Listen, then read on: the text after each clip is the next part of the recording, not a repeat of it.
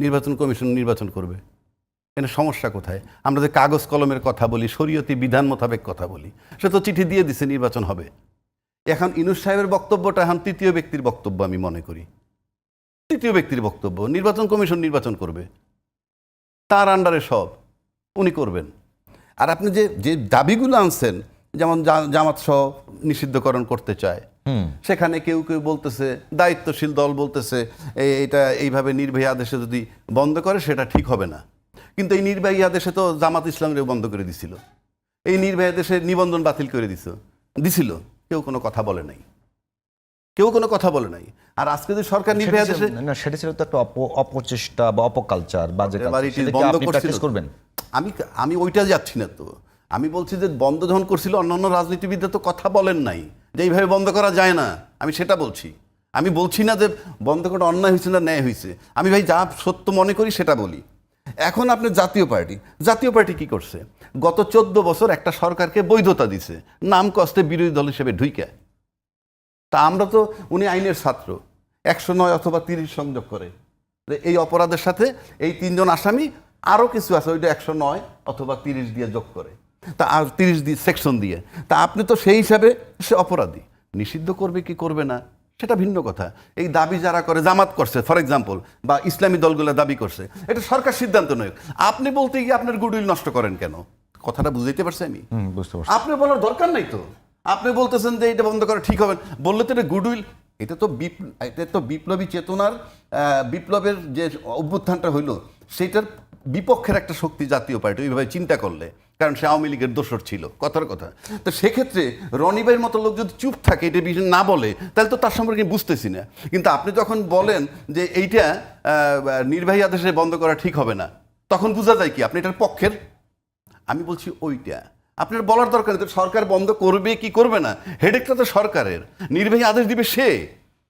আপনি বলতে যান কেন? এতে আপনার ক্ষতি হয় রাজনৈতিকভাবে, এটা বোঝে না। ওই যে একটু কৌশলের কথা বললো, আপনি দেখেন, আপনার প্রশ্ন একটা রেখে গেছেন, ওটা উত্তর পরে আসতেছে। রনিবা একটা কথা বলতে ভালো, যে কৌশল, এই যে জাকসুতে যে কৌশল করছে, রাজনীতিতে একটা কথা আছে ডিপ্লোমেসি, কূটনীতি। কূট মানে কিন্তু ভালো অর্থ না, মিথ্যা দিয়ে দুই পক্ষ মিথ্যা বলতে বলতে এক জায়গায় গিয়ে দাঁড়ায়, এটা হলো কূটনীতি। যদি আপনি ইসলামী ভাষায় আসেন, হেকমত, খাঁটি বাংলায় কৌশল, তারপরে আসে ট্রিক্স, সব মিলে পলিটিক্স। তা সব যদি মিলে পলিটিক্স করেন, ডাকসুতে এটা যদি সে ধরতে না পারে, এটা তো তার ব্যর্থতা, এদের ব্যর্থতা নয়, 1 নম্বর। 2 নম্বর হচ্ছে, রাজনীতিতে শেষ কথা বলতে কিছু নাই, এটার বয়স 53 বছর, দেশ তামাশা না। শেষ কথা বলতে কিছু নাই মানে ওই সরকারে যে আছে ইউনূস সাহেব বা বিপু সাহেব বা রনি সাহেব, ওনারা যা বলবে সব রাখতে হবে। আর রাজনীতিবিদদের শেষ কথা বলতে কিছু নাই, সকালে এক পদ বিকালে এক পদ। এই 53 বছরে কিন্তু ডক্টর ইউনূস তো তাই বলছে। ডক্টর ইউনূস আমাকে সাবজেক্ট নিয়ে, সে তো ডক্টর ইউনূস তো কনসিস্টেন্সি অনেক রাখছে। সে বলছে আমি ডিসেম্বরে দিব নির্বাচন, যদি অল্প সংস্কার হয়, বেশি হইলে জুনে দিব, এরপরে আমি চলে। একটি দল ছাড়া কেউ, ওটা তো তার ওপিনিয়ন, একটি দল ছাড়া কেউ নির্বাচন চায় না। এখন এবারে সে যে আমাকে নিয়ে না সেটা তো বলা উচিত, এখন সেটা তো বলা উচিত, রাজনীতিবিদদেরই বলা উচিত। আপনি বলেন কোন দলটা চায় না, আমরা তার সাথে বসবো, কথার কথা। আপনি যদি রাজনীতি সত্যি সত্যি করতে চান, তাহলে আপনি ইউনূস সাহেবের বলেন একটি দল মানে কোন দলটা। আমরা তো রাজনীতি এক জায়গায় বসি, ওই দলটার নাম দয়া করে আপনি বলেন, আমরা তার সাথে সমঝোতা করবো বা আন্ডারস্ট্যান্ডিং করবো, আমরা বুঝবো। ওই জিজ্ঞেস করে না তো কেউ। আপনি ওনার দোষ দিয়ে আপনি চাইবেন, আপনার তো নির্বাচন দরকার না। জিজ্ঞাসা তো করছে কে জিজ্ঞেস করছে? আপনি কে জিজ্ঞেস, কোন দল থেকে আপনি বলেন? এনসিপির পক্ষ থেকে এখন একেবারে আনুষ্ঠানিকভাবে বিভিন্ন অনুষ্ঠানে গিয়ে সংবাদ সম্মেলন করে বলছে যে সরকার পুরোপুরি বিএনপির পকেটে ঢুকে গেছে, যে সরকার ঐক্যমত্য কমিশনকে বলছে সালাউদ্দিন কমিশন, এবং ডক্টর ইউনূসকে বলছে যে সরকার পুরোপুরি ইউনূসকে বলছে এখন বিএনপির মহাসচিব। ঠিক আছে, তাহলে সরকার নিয়োগকর্তারা বলছে, আরে ভাই সরকার বিএনপির পকেটে ঢুকছেই তো। হ্যাঁ, এটা তো বলতো এনসিপি বলতেছে। তাইলে সরকার যে বলতেছে একটি মহলে কেন নির্বাচন বিলম্ব হচ্ছে, বিএনপি বলে? সরকার যদি বিএনপির পকেটে ঢুকে থাকে, তাহলে বিএনপির কথা সরকারের কথা, সরকারের কথা বিএনপির কথা, এই নাকি? তাহলে আমি আপনার কথার জবাব দিচ্ছি। আপনি বলছেন জাতীয় পর্যায়ে ডাকসুইডের প্রভাব কি হতে পারে। আমি এর আগে একবার বলছি, এবার যে যেখানে ভোট হোক, যে ফর্মের ভোটই হোক, সেই ফর্মের ভোটে মানুষ বিবেচনায় নিবে একটাই, সেটা ভোটাররা বিবেচনায় নিবে কোন প্রার্থী, যে কোনো ফর্মের প্রার্থী হোক, কোন প্রার্থী জুলাই চেতনার পক্ষে। আপনি জুলাই চেতনার পক্ষে, সে পক্ষে, আমিও পক্ষে। এনে ভোটার 10 জন আসে, ওই 10 জন সিদ্ধান্ত নিবে যে আমাদের মধ্যে কাকে তারা ট্রাস্ট মনে করে জুলাই চেতনার পক্ষে, তারা বিজয়ী হবে।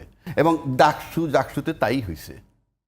এবং আপনি যদি আরেকটা জিনিস লক্ষ্য করেন, সবসময় বলে ছাত্র রাজনীতির প্রভাব জাতীয় পর্যায়ে নেই, কিন্তু আপনি কি এবার দেখছেন যে ব্যবসায়ী মহল সব জামাতের আমিরের সাথে সম্প্রতি দেখা করছে?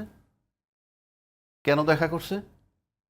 কারণ বিজনেসম্যানরা বহু খবর রাখে। আমরা মনে করি বিজনেসম্যানরা বোকা, এবং যারা ভাবে বাংলাদেশের বিজনেসম্যানরা বোকা, তারা নিজের বোকামির পরিচয় দেয় যে সে নিজে বোকা।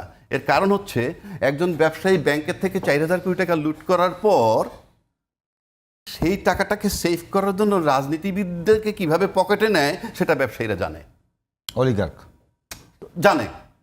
এই যে জানে, টোটাল রাজনীতি নিয়ন্ত্রণ করে ব্যবসায়ীরা। কোন ব্যবসায়ীরা? ডিফল্টার ব্যবসায়ী, যারা ব্যাংকে, যারা অলিগার্ক হয়ে উঠতে চায়। যাই হোক, এখন ওরা যখন জামাতের আমিরের সাথে দেখা করতে থাকে, তখন আপনাকে বুঝতে হবে যে এই যে ডাকসুর যে নির্বাচন, তার যে একটা ইম্প্যাক্ট, এটাকে যদি বলেন পার্শ্ব প্রতিক্রিয়া বলতে পারেন। একটা ওষুধের পার্শ্ব প্রতিক্রিয়া থাকে।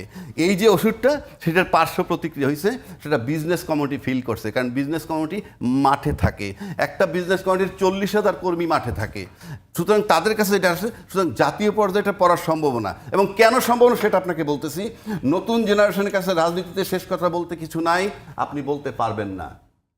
দ্বিতীয় কথা আসেন, যেই জামাতটাকে নিয়ে, মানে রাজনৈতিক দলের যে কোনো আদর্শ নাই বাংলাদেশে, পরীক্ষিত দুটি দলের আদর্শগতভাবে দুইটা দলের গ্রহণযোগ্যতা নাই, সেটার প্রমাণ সেটা এই দেশের নতুন প্রজন্ম যারা, তারা বিবেচনা নিচ্ছে। কেন নিচ্ছে সেটা বলি। জামাত একটা দল যে একটা স্বাধীনতা বিরোধী শক্তি। এই জামাতকে এরশাদ যখন ক্ষমতায় ছিল, সে স্বাধীনতা বিরোধী শক্তি না, এইরকম এস্টাবলিশড হয় নাই। কিন্তু তাকে নামানোর জন্য কিন্তু জামাতকে সহ আন্দোলন করছে, অর্থাৎ স্বাধীনতা বিরোধী শক্তিটাকে কাজে লাগাইছেন। তাহলে স্বাধীনতা বিরোধী শক্তি আপনি কোনোভাবে কাজে লাগাইতে পারবেন না, এক। দুই, আরেকটা পরীক্ষিত দল এই স্বাধীনতা বিরোধী দলের সাথে জোট করে তাদেরকে ক্ষমতায় নিয়ে মন্ত্রীও বানাইছে। তারপর আবার আপনার কতক্ষণ পর তার গায়ের থেকে গন্ধ পান। অর্থাৎ স্বাধীনতা বিরোধী শক্তিটাকে যারা ব্যবহার করে পরে আবার গন্ধ পান, নতুন জেনারেশন এটা অ্যাকসেপ্ট করে নাই, করবেও না সামনে। অর্থাৎ আপনি যখন স্বাধীনতা বিরোধী শক্তি আপনার পছন্দ মতো, সময় মতো ব্যবহার করবেন, আর পরে বলবেন আপনি আদর্শবান দল, আমি কেন বিশ্বাস করব? আবার আপনি যখন তাকে গালি দেন, স্বাধীনতা বিরোধী শক্তি রাখবো না, কোন হিসাবে? সুতরাং এই যে সামনে যে রাজনীতি আসছে, জটিল থেকে জটিলতর হবে শুধু এই